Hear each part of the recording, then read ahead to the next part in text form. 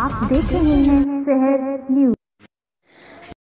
जी बिस्मिल्लाहिर्रहमानिर्रहीम। तमाम देखने और सुनने वालों को शहर न्यूज़ पर खुशामदीद कहते हैं। नाज़रीन, इस वक्त मैं मौजूद हूँ डिग्री कॉलेज में। खारियाँ के लोगों के लिए खुशाइन बात, अब डिग्री कॉलेज नहीं रहा, बल्कि इसको एक यूनिवर्सिटी का दर्जा मिल गया है। सर तौसीफ साहब हमारे साथ मौजूद हैं, जिनको गवर्नमेंट पाकिस्तान ने 3 दफ़ा गोल्ड मेडल दिया एजुकेशन के लिए, एजुकेशन में काम करने के लिए। सर सबसे पहले आपका बहुत शुक्रिया। Thank you ji.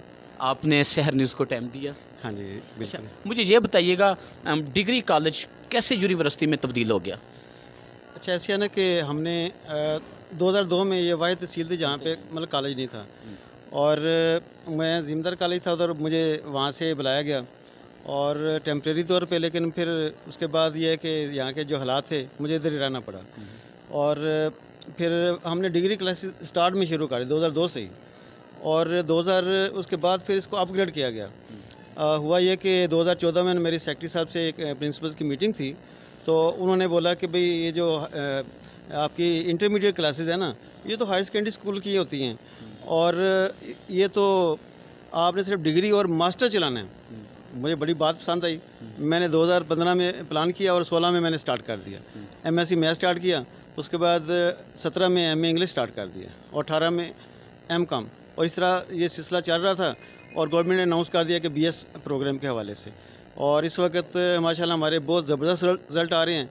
MA English का हमारा जो पहला रिज़ल्ट है, और ये 100% हमने दिया है, और ये तमाम यूनिवर्सिटियों के जो है ना हमने रिकॉर्ड तोड़ दिए हैं। नाज़रीन, यहाँ पे एक चीज़ मेंशन करता चलूँ, 2002 में इस कॉलेज का इजरा हुआ। ये कॉलेज 2002 में बना। खारियाँ के साथ साथ इसके गिरदोनवा के लोगों के लिए भी ये बहुत खुशाइन बात है। मुझे ये बताएं, बीएस के लिए भी कोई प्लान आपका कंटिन्यू हो चुका है? हाँ जी, बीएस में भी गवर्नमेंट ऑफ पाकिस्तान ने, बल्कि secretary education, higher education department ने हमें जो है ना वो एनओसी इशू कर दिया है। उसमें हमारे पास इस वक्त 7 सब्जेक्ट हमें मिल गए हैं। उसमें मैथ है, इंग्लिश है, और फिज़िक्स है, केमिस्ट्री है, ज़ूलॉजी है, कंप्यूटर साइंस, इस्लामियात। तो मतलब 7 में अप्लाई किया था, 7 में उन्होंने कर दिया। इंशाल्लाह ये कंटिन्यू रहेगा, और अगले साल भी इसी तरह का मामला हो। हमारे यहाँ एक रवाज था, जो पिसा हुआ तबका है वो हाई एजुकेशन की तरफ नहीं जा पा रहा था। मेन वजह वही थी कि पैसा नहीं था। अब क्या सूरत हाल होगी यहाँ पे? मेरे अंदर भी यही बात थी। असल तो बात ये थी जिस वजह से मैंने ये प्लान किया हुआ है। तो इस वक्त यूनिवर्सिटी की एक सेमेस्टर की जो फ़ीस है ना, वो 70,000 रुपया है, और फिर इतनी दूर 2 घंटे यहाँ से जाने में, और अक्सर लोगों को इजाज़त नहीं मिलती।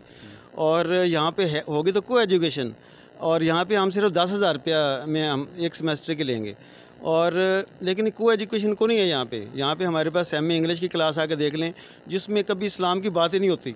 सारा जो सिलेबस है फॉरेन ऑथर्स के और फ़िलासफ़र्स के, और बर्टन रसल है, फ़लाँ। और बहरहाल यहाँ पे क्योंकि मैं अक्सर लेक्चर देते रहता हूँ, हमारे पास 50 बच्चियाँ, 10 लड़के हैं उसमें, और सारी की सारी बच्चियाँ बाई में, और इतना ज़बरदस्त मतलब वो यूनिवर्सिटी वाला प्लान है, क्योंकि ये हमारी पुरानी बिल्डिंग है। तो मेरी वैसे बात हो गई है सियासतदानों से, तो वो आजकल गवर्नमेंट ने 3 मंजिला बना के दे रही है। हमने उसको नक्शा बना के दे दिया है, वो बन गया तो इंशाल्लाह सारे जितने भी हैं ना स्टार्ट हो जाएंगे। ये भी इसके हवाले से आप ज़रा डिटेल से बताएं कि फ़ीसेस कितनी हैं और किस तरह वो देनी होती है? इंस्टॉलमेंट पे हैं या इतनी फ़ीस है कि वो आप आराम से दे सकते हैं? जैसा कि मतलब एमएससी मैथ, उसकी हमारी पूरे साल की ना 5,000 फ़ीस है, बल्कि उसमें से 25 रुपये हम वापस भी देते हैं। और यूनिवर्सिटी की जो 1 साल की फ़ीस है ना, 1,20,000 थी, और इतनी दूर जाना भी 2 घंटे लगा के। उसके बाद एमए इंग्लिश की जो फ़ीस है हमारी 4700 रुपया, और इसमें 1500 रुपया सब में ना लाइब्रेरी सिक्योरिटी भी है जो हम वापस करते हैं। और टोटल फ़ीस कितनी हुई? फ़ीस तो है कोई 3200 रुपया, और फंड ही है सारे साल की। ये पूरे साल की? जी साल की। जी नाज़रीन, पूरे साल की फ़ीस 3200 रुपये है।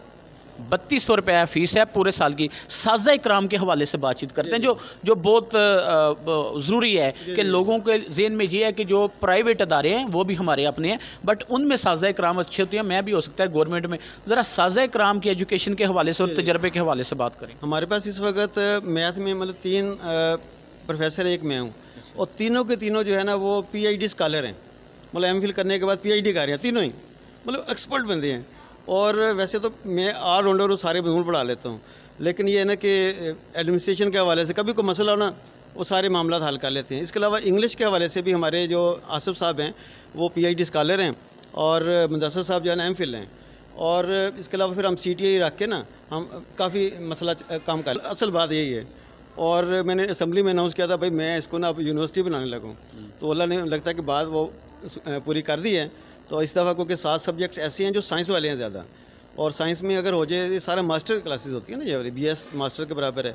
और इंशाल्लाह अगले साल भी करके तो ये सारे मैंने प्लान शुरू जितने भी होंगे ना डिसिप्लिन सारे मैं स्टार्ट कर। तसीफ साहब मुझे ये बताएं कि ये BSc खारियाँ के अलावा किसी और भी गवर्नमेंट का यूनिवर्सिटी जो इर्द गिर्द उसमें हो रहा है?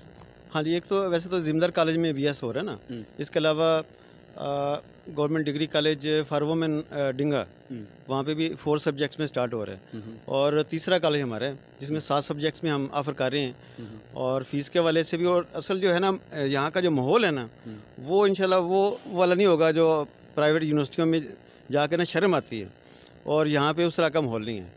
और बच्चों को दूसरी बात है कि इखलाकी जो तरबियत है ना, असल तो बात ही होती है कि डिग्री, मैं कहता हूँ डिग्री के अंदर जान होनी चाहिए, और अखलाकियात की बातें बहुत ज़्यादा हम करते हैं। मैं स्पेशल लेक्चर देता हूँ, उससे बच्चे बड़े जो है ना मजबूत होते हैं और अमल करते हैं, खासकर नमाज़ों की तरफ लाना। असल तो ये काम ही है ताकि दुनिया जो है ना, क्योंकि आखिरत की खेती है, तो मेरा यही मकसद है कि बच्चों को सही अवेयरनेस दी जाए। जैसा कि मैंने आपको बताया कि तौसीफ साहब 3 दफ़ा गोल्ड मेडलिस्ट भी हैं, इनसे पूछते हैं कि ये आपने अचीवमेंट कैसे हासिल की? जी सर।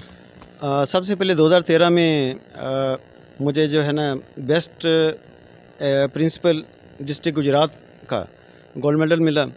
और ये इदारा फ़रोग़ तलीम है जो इस तरह के मामला हैंडल करता है, उसमें बड़े बड़े मिनिस्टर आए हुए थे, और जो एग्रीकल्चर मिनिस्टर थे उन्होंने इनाम दिया।